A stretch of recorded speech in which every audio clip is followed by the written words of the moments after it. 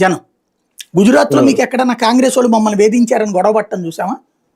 లేకపోతే కనుక మధ్యప్రదేశ్లో చూసామా మా మీద అక్రమ కేసులు పెడుతున్నారని? ఛత్తీస్గఢ్లో చూసాం మా మీద అక్రమ కేసులు పెడుతున్నారని ఏమన్నా గొడవలు చేయటం? లేదా అక్కడ వీళ్ళు అట్లా దొంగ కేసులు పెట్టినవి ఏమైనా ఉన్నాయా? వాళ్ళ కార్యకర్తలందరినీ లోపలేసినవి ఏమైనా ఉన్నాయా? లేవే. ఎందుకని అంటే వాళ్ళు ప్రతీకార రాజకీయాల జోలికి పోవట్ల, రోజు డెవలప్మెంట్ గురించినే మాట్లాడతారు. ఈ రోడ్డు వేస్తున్నాం, ఆ కాలువ కడుతున్నాం, నీళ్లు పెడుతున్నాం, అక్కడ అది ఇప్పిస్తున్నాం, ఇది ఇక్కడ, ఇదే పని మీద ఉంటారు వాళ్ళు.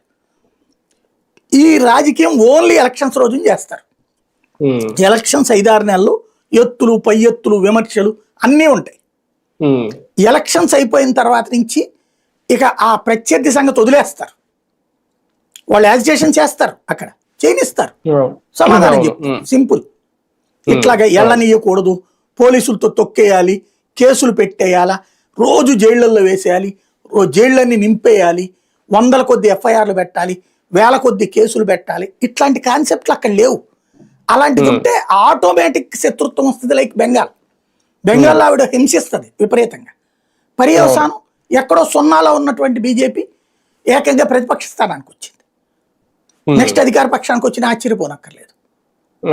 కాబట్టి అక్కడ మనం ఈ జాగ్రత్తలు తీసుకుంటే ఖచ్చితంగా డెవలప్మెంట్ అనేటటువంటిది it is a process.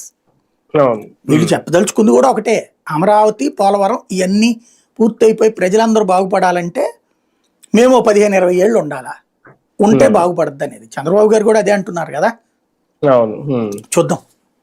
Pawan Kalyan గారు చెప్తే కొంచెం జనాలు నమ్ముతారు కాబట్టి ఆయనతో అట్లా నమ్మడం అనేది వాళ్ళకనైతే క్రిందటిసారి